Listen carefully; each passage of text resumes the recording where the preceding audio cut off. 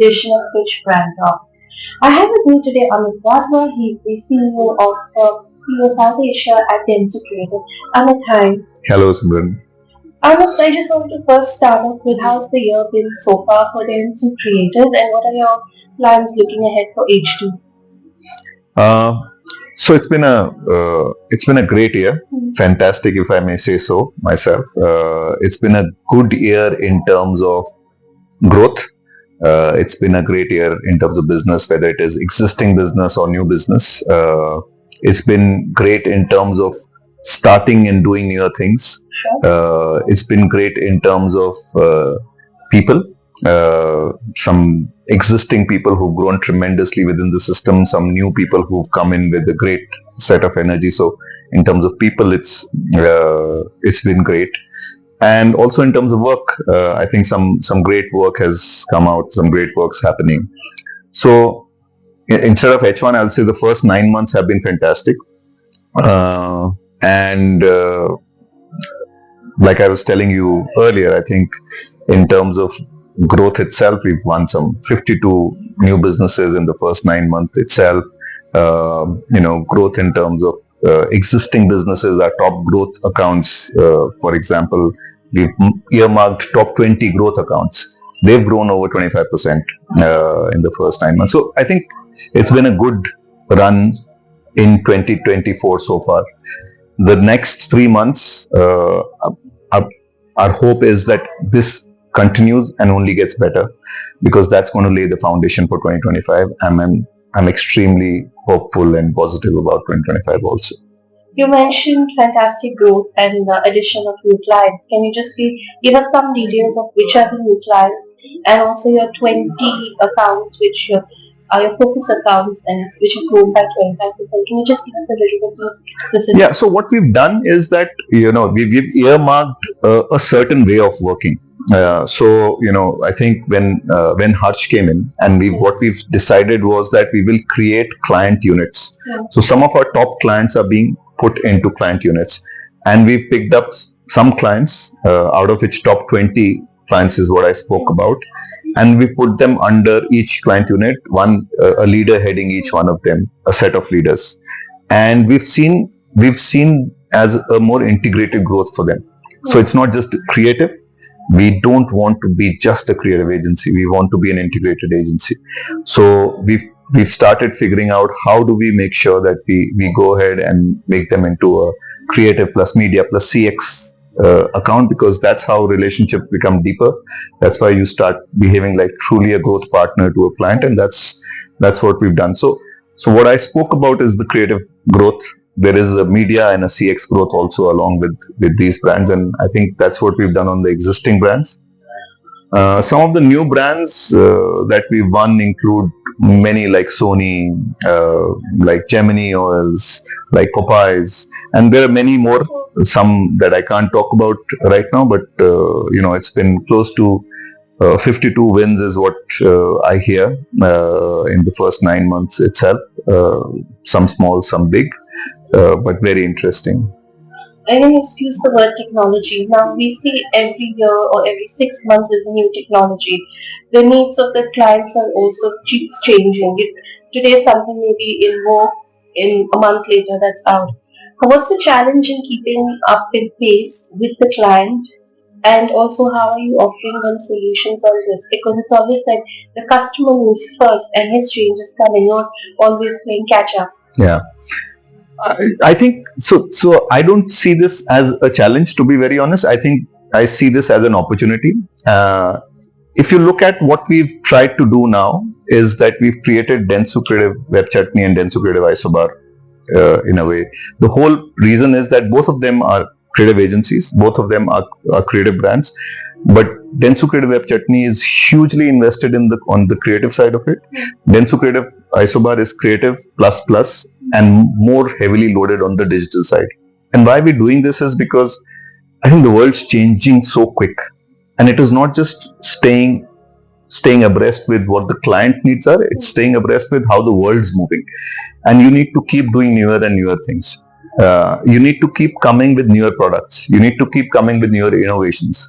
So I think that side, creative tech, influencer marketing, UI, UX, ORM, anything new that's coming up is what we are trying to create on a regular basis in Dentsu Creative Isobar, and the whole part of technology and enhancement. If you've seen some of the creative tech innovations that we've done, I think this just keeps you on the toes to make sure that you are constantly evolving. And I always say this: the set of products that we have are not the only set of products that we will have in the next 3 months. We need to keep having newer and newer things. You need to keep creating partnerships, because that's how you will grow. That's how you will learn newer things. And I believe that's what a new age agency should do. You mentioned Webchutney and you mentioned also Dentsu Isobar. Creative Isobar. Now, a couple of years back, globally Dentsu had consolidated all your brands under one umbrella. And now again, you've gone back and Dentsu Creative Webchutney and Dentsu Creative Isobar has come back. So what was the rationale behind this? So I think, we wanted to become one single group because we were operating as 6-7 different agencies, completely different, not connected to each other, not utilizing each other's strengths. Now we operate as a group. So if you look at as a group, we have a strategy lead at an overall level. We have creative tech, which is common to all. We have, like I said, experiences on the influencer marketing, on UI, UX, and ORM, which is common to everyone. So what we've done is we've created Dentsu Creative as a group, which is a very strong group. But within that, we have three separate brands rather: Dentsu Creative Webchutney, Dentsu Creative Isobar, and Dentsu Creative PR.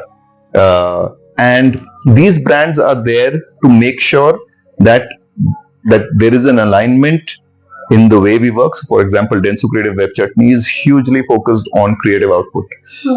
Dentsu Creative Isobar is, of course, creative output, but more bent on the digital side of things. And the plus of it, not just digital creative, it's also tech, it's also creative tech, it's also UI UX, for example, or ORM, or influencer marketing, or the other things which are happening on the digital side of things. That's what this brand do. And PR is, of course, the PR side of things. So there is a certain unique identity of these brands, but at the same time, the mother brand still remains Dentsu Creative. And now we can use each other.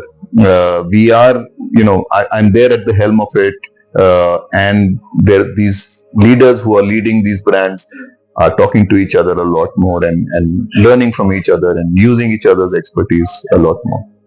You mentioned, another renowned brand under your stable was Taproot. Correct. Right?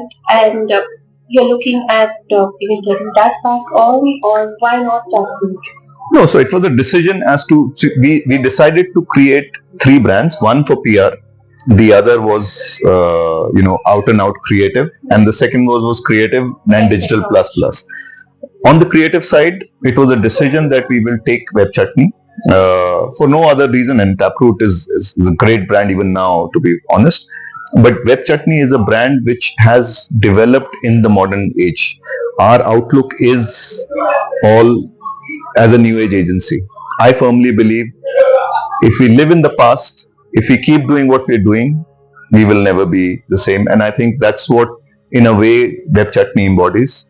And that's why we stuck and we decided to go ahead with the name Dentsu Creative Webchutney as one of it. And of course, there is Dentsu Creative Isobar on the other side. We are probably the most active season of the year for advertisers.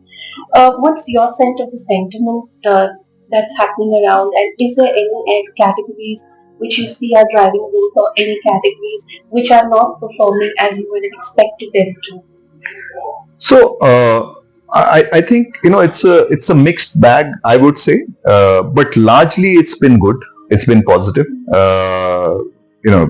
Festive never disappoints. Barring the COVID time, we've always seen jumps during festive, whether it is different times and different categories. Even now, I think categories like retail, categories like e-commerce, categories like Alcobev, are, and many other categories, I think are doing fairly well. Uh, and we can see the buoyancy around these categories. There are challenges in some other categories, but I guess that's natural. But I wouldn't say it's negative or bad or anything.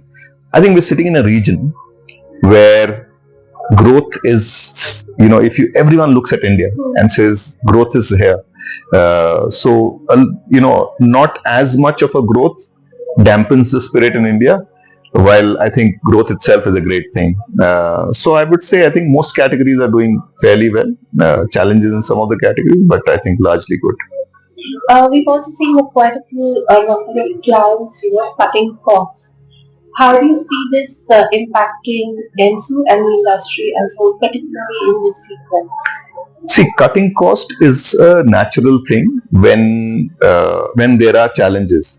And globally, there are challenges facing most brands, right? Now, it could be because of how the economy is doing. It could be because of war impacting the economy, etc., etc. So, of course, globally, there are these hits and cost measures, etc., being taken.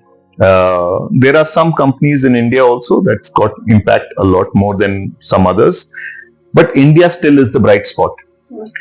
And I think it's no different for Densu. I think India is a bright spot. We're having a great year, and we're looking at the future years with even more positivity. So I don't think there's any serious cost measures. Of course, we all once in a while keep figuring out what to do, where to put the cost, etc., etc. But there are no strong cost measures being taken here. Of course, there are different companies, behave differently at different points of time, how they are doing, etc. But India still is relatively in a much better space than most other markets. A lot of companies are also now creating more and more their own internal creative teams, both within maybe the startups or even among the big spenders. What is your take on that, and how does this impact your relationship or partnership with any prospective client? So, I wouldn't say more and more companies are doing this now. I would say more and more companies had started doing it. Okay. Lately, what I've also seen is many companies are actually coming back out of it. Yeah. They've realized that, I think it's better to go out to the experts and seek their support to build the brand. And I'll tell you why. There are two aspects of it. One is the company itself. What does the company want? The company wants fresher and newer ways to constantly communicate to the audience. We do this day in and day out. While the core business from their side is either manufacturing or selling or trading, and at some point of time, it just hits a roadblock. And then they say, okay, let's go back to the experts. So the company wants newer and newer things to be done. And that's what we do day in and day out. And I think that's why it makes sense for them. Even for people who work there, for them, it does get monotonous because it's the same brand that they're working on. There are no cross-industry learnings that they can take from them. And hence, I think even for people, it gets more brighter to be on this side. Of course, there are some, deviations here and there. But overall, I see this trend actually reversing, if you ask me. Now, if you could just also share with us the growth in terms of percentage, that how you've seen this year, and what are you looking ahead for? So it's been a good positive upswing in terms of 2024, and we'll have to wait for another 3 months to figure out where exactly we land. But like I said, I'm very positive of a good year-on-year growth for 2024. For 2025, I am looking at a double-digit growth at an overall level, because there is positivity and buoyancy, having set 2024 brilliantly, and this confidence comes from not just what our clients are saying and our relationships with them, of course, is also with the set of people that we have. I think we've got, like I said, some great existing people running the show. We've also gotten new people. If you look at the creative leadership, we've got Shurjo, we've got Abhijat in, and they are the CCOs for both these brands. And I think when you have good set of people around you, when you have a set of clients who are wanting to grow and build it together, I think that's where my sense of positivity comes from, that it'll be a double-digit growth in 2025. Walking into your office, the first thing you see are the multiple awards that Densu has won. Yeah. How important are these awards as a recognition, or is it for your clients also? And this year, just looking back at Khan, it was a very muted kind of performance by the Indian team overall. Now, you're the first agency in India which won the Network of the Year at Cannes a couple of years back for your Vice campaign. So, how important are the awards? And do you think we have to do much better, in a global level, because the performance has been muted? So awards are important. It's not the be all and end all, but I think work is what we are known for. And one way of recognizing work is market, how the brand does in market. The other way is to make sure that it gets recognized in the industry. Yeah. So, and hence, I think in terms of awards, I would say they are important for sure. Of course, Wise, the campaign did wonders for us. We won the Agency of the Year in 2022, and I think we are super proud of what we did. Not just because of what the idea was, also we had the wherewithal to make it happen on the tech part of it, and that was all done in-house in Densu. We have a creative tech department in Densu, unlike most agencies. So that's what we do. We are very proud of the tech capability that Densu has. So I think that was there, and I got recognized at a global level. No other agency in India ever won that, which I think was very proud. Following year also, I think we did very well. Whether it was Everything Book and the other campaigns that we did at that point of time. And even for Rekit, right? And Rekit also, yeah. So Suraksha Ka Tika was the other one which won us awards at that last year.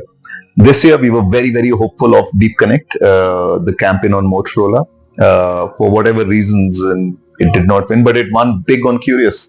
We had a fantastic run on Curious, and that was the single most awarded piece of work in India. Now, the jury is out there, no pun intended, is why it did not win at Cannes, but I think the piece of work that we created was brilliant. And not just that, I think we've created some other pieces of work, like on Samco and, the Gulf IPL campaign, etc., which are fantastic campaigns. But I'll still remain hopeful of what we will do in 2025.